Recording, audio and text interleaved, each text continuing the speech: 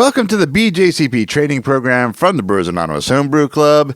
In this video, we're going to take a look at the exam version of the beer score sheet, the sheet that you're going to fill out when you take your judging exam.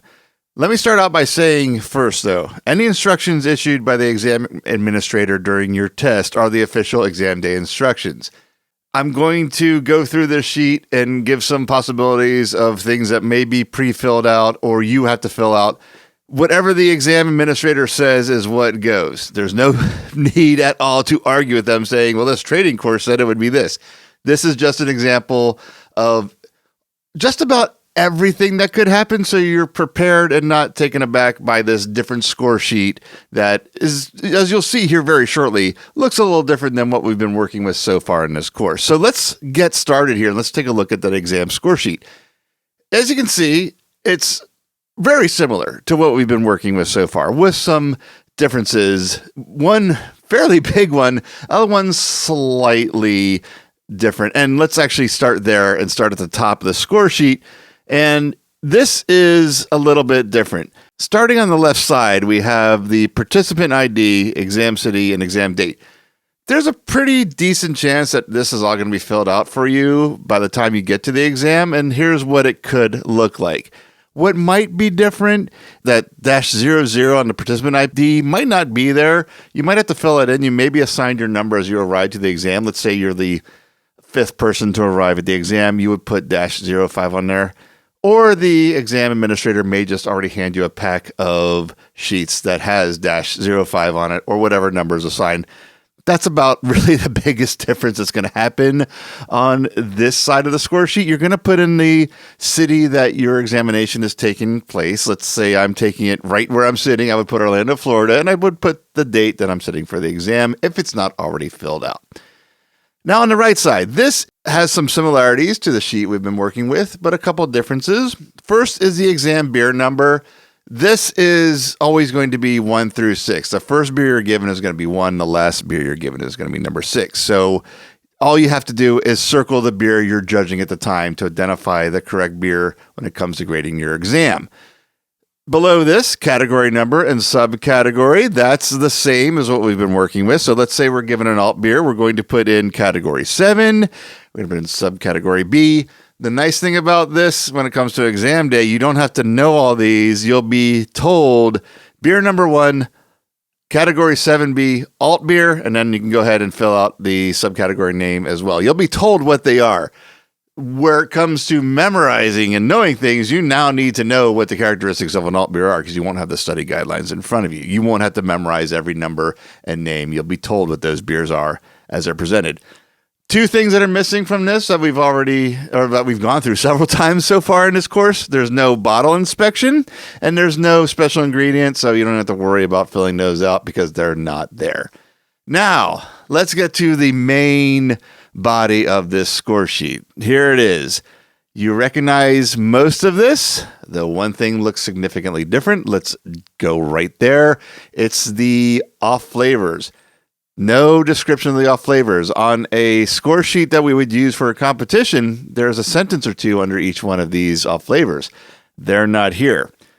So there's a couple things I want to talk about in regards to this. First, you obviously need to have a pretty basic understanding of what each of these are so you're marking off the right thing. I think that part's pretty obvious. The thing that people don't necessarily think about is if they mark it off on the left side, they sometimes may feel like they don't need to describe it in their evaluation. That's actually potentially detrimental. So let's use an example. Let's say you mix up the characteristics of diacetyl and DMS. Let's say you think like the buttery flavor that diacetyl tends to bring to a beer is actually DMS, and you mark off DMS. If you leave it just at that and don't describe what you're experiencing in your beer, you're setting yourself up for a larger deduction of points. Not only are you marking the wrong thing, but you're also not describing what you're evaluating. So always describe what you're evaluating, even when you're marking these off. Make sure you mention what characteristic you think these off flavors are. That way, even if you mismark it on the left side, but you describe it correctly on the right side, you've given yourself some points rather than losing possibly double the amount of points or whatever amount of points it is. Always make sure, even if you're using the left side of this sheet, if you're marking something, make sure you describe how you're experiencing that, be it an aroma, flavor, and what it is. It feels like you're duplicating your work, but this is an exam. This is not a score sheet for a competition. You may not want to put that much detail into a competition score sheet, but this is not a competition score sheet. This is an exam score sheet. So do the double work. Make sure, even though you're noting on the left side, describe it on the right side as well to make sure you're giving yourself the most potential points you can get in this exam. Now, if you're not familiar with those off flavors on the left side, there is a pretty good document provided by the BJCP that describes these. That's really worth taking the time to learn. They also have some flashcards on what the characteristics are, how they form, and I think some solutions on how to fix them. That last part I might be wrong about. Underneath this video, in the exercise files, I will attach both of those documents. I'll attach the descriptor sheet and those flashcards in case you want to refamiliarize yourself with these off flavors. Now, onto the other side. You should know this. I'm not going to spend much time on this. If you don't know this by now, you've not been doing what I've been suggesting in this class. And that's fine. That's up to you to take this information and this material and use it as you would. But I have emphasized many times, practice these score sheets. You should know this by now. And that's why I'm going to go on to the bottom here. This is the same as what we've been doing. This is exactly the same. Nothing has changed here. And I'll actually start on the right side because I tend to do this column first because by the time I'm done my evaluation, the next thing right under the list I've been working on is this box. So I'll fill out the matrix box. I'll make sure I check off something in each line and do that. Make sure every field has some kind of information in this when you're doing this exam. Do not leave anything blank, even if you don't think something applies, although there's really no situation where it wouldn't.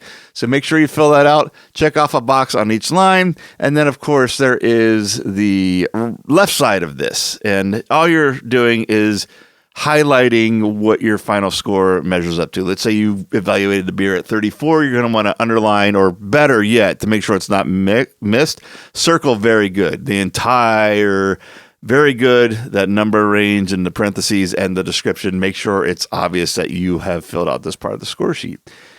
And that is it. That's the differences. Mostly the same, but a couple things that you're now aware of, so you won't be surprised when you sit down to take your exam. In fact, we'll take this so far in making sure you're not surprised that I've also attached this to exercise files as well.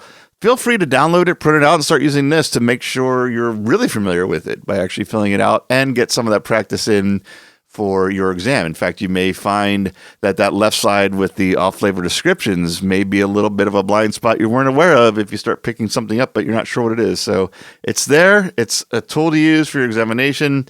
Please feel free to use it. And with that, I will say thank you for watching, and let's move on to the next section.